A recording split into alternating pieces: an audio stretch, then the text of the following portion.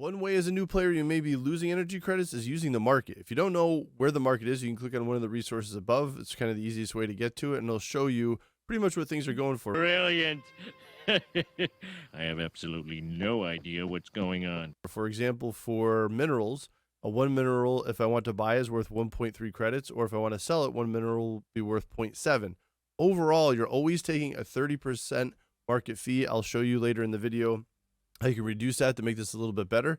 But one thing you got to be really careful of, you're going to have to do this potentially, right, to get out of resource debt. However, you got to be careful. The more you do it, like for example, I'm going to sell 1,000 minerals. Watch the energy price. It drops, right, to 659. It's going to drop even more to 631. So when you do these big bulk buys and sells, it drastically reduces and changes the price, especially if it's the internal market.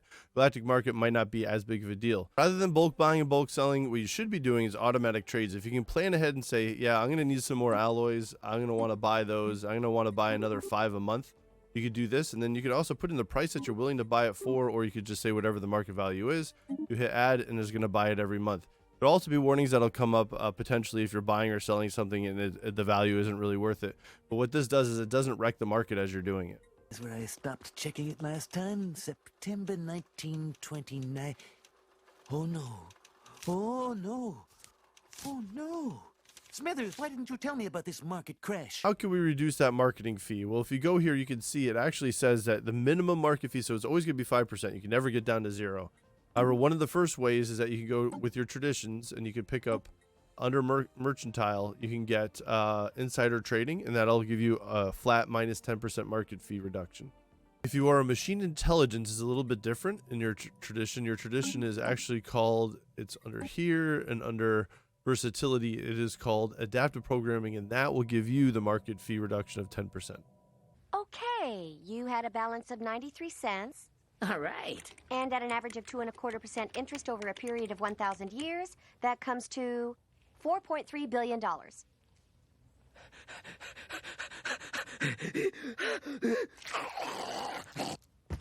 Once the galactic community starts, then they have a chance of passing the resolution to form the galactic market, which is what just happened now. You can see right now we have the internal market, which you see when you first start the game, but then the birth of the galactic market starts, and now there's going to be a chance for you to promote one of your worlds to actually host the galactic market. What that will do is it will lower your market fee by 10%.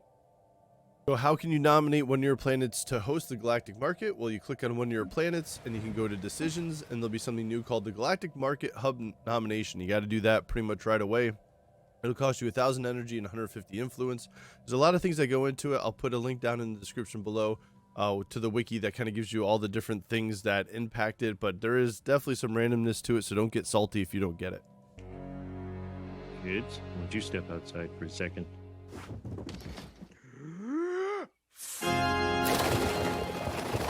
So traditions are the easiest ways to get to 10%, as well as potentially hosting the galactic market gives you that other 10%. The rest are very hard, and they're kind of smaller. They're like a 5% reduction in market fee.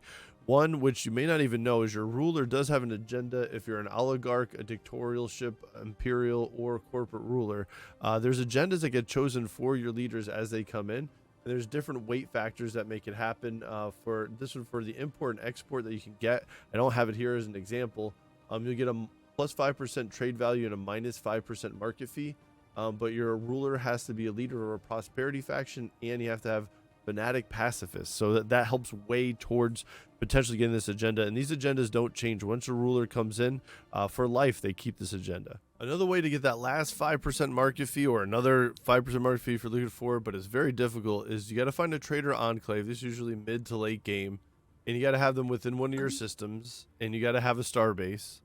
And what you have to do is you got to make sure that you're doing, in this case, it would be strategic resources to kind of get that opinion up. You got to get that opinion up to at least 50. And then in the star base that you have in that system, you'll be able to build something that is called a trader proxy office starbase building, and you can get 5% reduced there. So actually 5% each. I don't know if they stack. If you know, put it down in the comments below if somebody has been able to actually do that. But that's another way. But again, that's gonna be very difficult to do. Thank you so much for making it to the end of the video. This was market tips for Stellaris. Hopefully this will help you save a little bit of energy credits along the way. Please hit that subscribe, like button, the notification. It's all free. And as always, For the swarm.